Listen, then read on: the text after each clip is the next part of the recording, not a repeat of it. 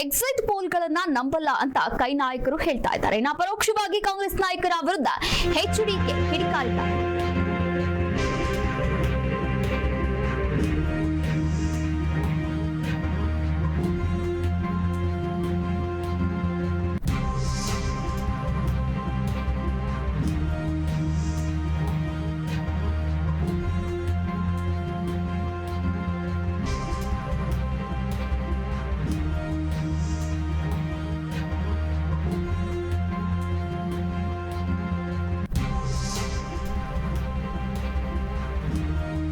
Exit ಪೋಲ್ಗಳನ್ನ ನಂಬಲ್ಲ ಅಂತ ಕೈ ನಾಯಕರು ಹೇಳ್ತಾ ಇದ್ದಾರೆ, ಹೇಳಿಕೆಗಳನ್ನ ನೀಡ್ತಾ ಇದ್ದಾರೆ. ಆದ್ರೆ ಪರೋಕ್ಷವಾಗಿ ಕಾಂಗ್ರೆಸ್ ನಾಯಕರ ವಿರುದ್ಧ ಎಚ್.ಡಿ. ಕುಮಾರಸ್ವಾಮಿ ಅವರು ಕಿಡಿಕಾರಿದ್ದಾರೆ.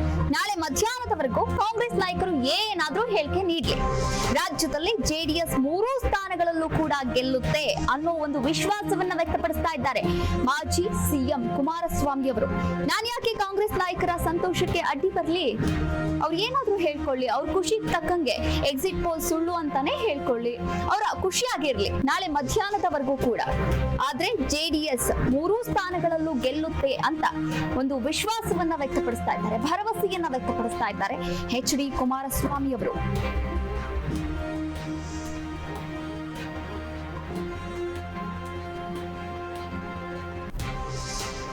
ಈಗಾಗಲೇ ಎಕ್ಸಿಟ್ ಪೋಲ್ ವರದಿ ಬಂದಿರುವಂತದ್ದು, ಚುನಾವಣೋತ್ತರ ಮತದಾನೋತ್ತರ ಸಮೀಕ್ಷೆಯ ವರದಿ ಬಂದಿರುವಂತದ್ದು. ಇನ್ನು ಸಮೀಕ್ಷೆಯ ಪ್ರಕಾರ ರಾಜ್ಯದಲ್ಲಿ ಬಿಜೆಪಿ ಅಂದ್ರೆ ಎನ್ಡಿಎ ಮೈತ್ರಿಕೂಟ, ಇನ್ನ ಬಿಜೆಪಿ ಮತ್ತು ಜೆಡಿಎಸ್ ಮೈತ್ರಿಕೂಟವೇ ಭರ್ಜರಿ ಮತಗಳಿಂದ ಗೆಲ್ಲುತ್ತೆ, ಹಾಗೆ ಭರ್ಜರಿ ಸ್ಥಾನಗಳನ್ನ ಕೂಡ ಗೆಲ್ಲುವಲ್ಲಿ ಯಶಸ್ವಿ ಆಗುತ್ತೆ ಅಂತ ಎಲ್ಲ ಸಮೀಕ್ಷೆಗಳು ಕೂಡ ಹೇಳಿರುವಂತದ್ದು. ಆದ್ರೆ ಈ ಒಂದು ಸಮೀಕ್ಷೆಯನ್ನ ಅಂದ್ರೆ ಎಕ್ಸಿಟ್ ಪೋಲ್ ಅನ್ನ ಕೈ ನಾಯಕರು ನಾವು ಗಡಾಖಂಡಿತವಾಗಿ ನಂಬಲ್ಲ ಅಂತ ಹೇಳ್ತಾ ಇದ್ದಾರೆ. ಯಾಕಂತಂದ್ರೆ ಎಕ್ಸಿಟ್ ಪೋಲ್ ಸುಳ್ಳಾಗುತ್ತೆ, ಜನ ನಮ್ಮ ಪರವಾಗಿದ್ದಾರೆ, ನಾವು ಖಂಡಿತವಾಗ್ಲೂ ಗೆದ್ದೇ ಗೆಲ್ತೀವಿ, 14ರಿಂದ 20 ಸ್ಥಾನಗಳನ್ನ ಅಂದ್ರೆ ನಮ್ಮ ಕರ್ನಾಟಕದಲ್ಲಿ ನಾವು ಪಡೆದುಕೊಳ್ತೀವಿ ಅನ್ನೋದು ಕೈ ನಾಯಕರ ಒಂದು ಭರವಸೆ ಆಗಿರುವಂತದ್ದು, ಕೈ ನಾಯಕರ ಒಂದು ವಿಶ್ವಾಸ ಆಗಿರುವಂತದ್ದು.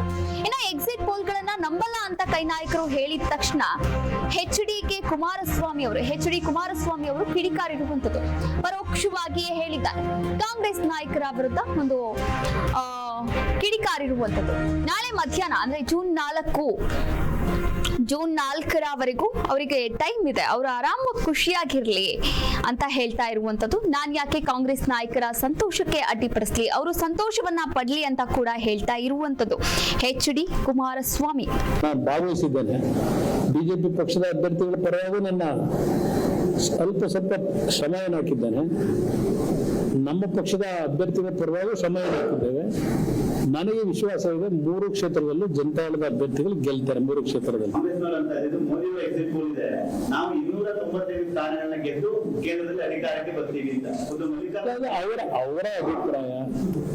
ಅವರ ಅಭಿಪ್ರಾಯಕ್ಕೆ ನಾಳೆ ಮಧ್ಯಾಹ್ನದವರೆಗೆ ಆ ಅಭಿಪ್ರಾಯನ ವ್ಯಕ್ತಪಡಿಸಿ ಅವರು ಸಂತೋಷವಾಗಿರ್ತಕ್ಕಂಥದ್ದಕ್ಕೆ ನಾನು ಯಾತಕ್ಕೆ ಅಡ್ಡಿಪಡಿಸಲಿ, ಅವರ ಅಭಿಪ್ರಾಯ ಹೇಳ್ಕೊಂಡು ಒಂದು ಪ್ರಕ್ರಿಯೆಗಳಲ್ಲಿ ನಾನು ಭಾಗವಹಿಸಿದ್ದೇನೆ.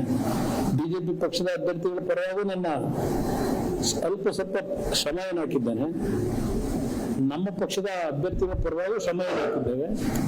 ನನಗೆ ವಿಶ್ವಾಸ ಇದೆ 3 ಕ್ಷೇತ್ರದಲ್ಲೂ